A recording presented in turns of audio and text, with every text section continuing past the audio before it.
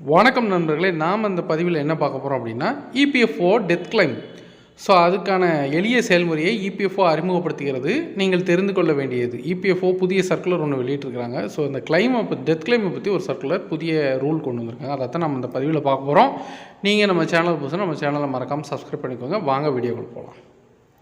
ஒரு உறுப்பினரின் மரணத்திற்கு பிறகு ஆதார் விவரங்களை புதுப்பிப்பதில் கள அலுவலகங்கள் எதிர்கொள்ளும் சிரமங்கள் காரணமாக அத்தகைய சந்தர்ப்பங்களில் ஆதாரை விதைக்காமல் உடல் உரிமைக்கோரர்களை செயலாக்க இபிஎஃப்ஓ இப்போது அனுப்பிக்கும். அதாவது ஒருத்தங்க இறந்துட்டாங்கன்னா அவங்களோட பிஎஃப்ஐ கிளைம் பண்ணதுக்கு ஆதாரில் ப்ராப்ளம் இருந்துச்சுன்னா ஃபிசிக்கல் கிளைம் பண்ணலாம் அப்படிங்கிற மாதிரி சொல்லியிருக்கிறாங்க.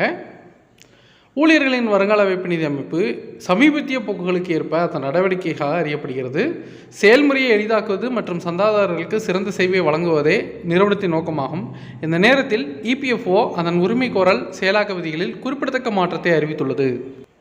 இபிஎஃப்ஓ என்ன மாற்ற முடிவுகளை செய்துள்ளது, ஏன்? ஒரு உறுப்பினரின் மரணத்திற்கு பிறகு ஆதார் விவரங்களை புதுப்பிப்பதில் கள அலுவலகங்கள் எதிர்கொள்ளும் சிரமங்கள் காரணமாக அத்தகைய சந்தர்ப்பங்களில் ஆதாரை விதைக்காமல் உடல் உரிமைக்கோரல்களை செயலாக்க இபிஎஃப்ஓ இப்பொழுது அனுமதிக்கும். இபிஎஃப்ஓவின் சுற்றறிக்கை என்ன கூறியது? மே 17, 2024 தேதியிட்ட சுற்றறிக்கையில் கோடிட்டு காட்டப்பட்டுள்ள இந்த புதிய விதி ஆதார் இல்லாமலே உடல் உரிமைக்கோரல்களை செயலாக்க முடியும், ஆனால் பொறுப்பான அதிகாரியின் ஒப்புதலுடன் மட்டுமே முடியும் என்று கூறுகிறது. இந்த புதிய செயல்முறை எவ்வாறு நடைபெறுகிறது? ஓஐசியின் மின் அலுவலக கோப்பு மூலம் உரிமைக்கோரலை அங்கீகரிக்க வேண்டும்.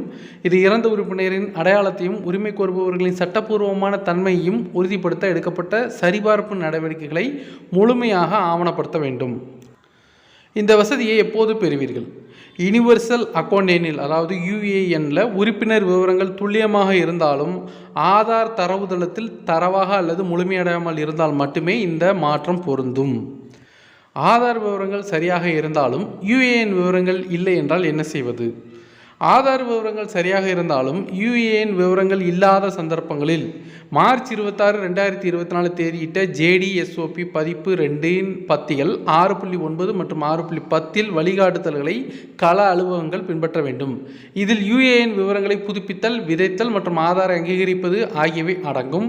செப்டம்பர் 24, 2020 தேதியிட்ட சுற்றறிக்கையின் அறிவுறுத்தலின்படி இபிஎஃப்ஓ சுற்றறிக்கை விளக்கியது.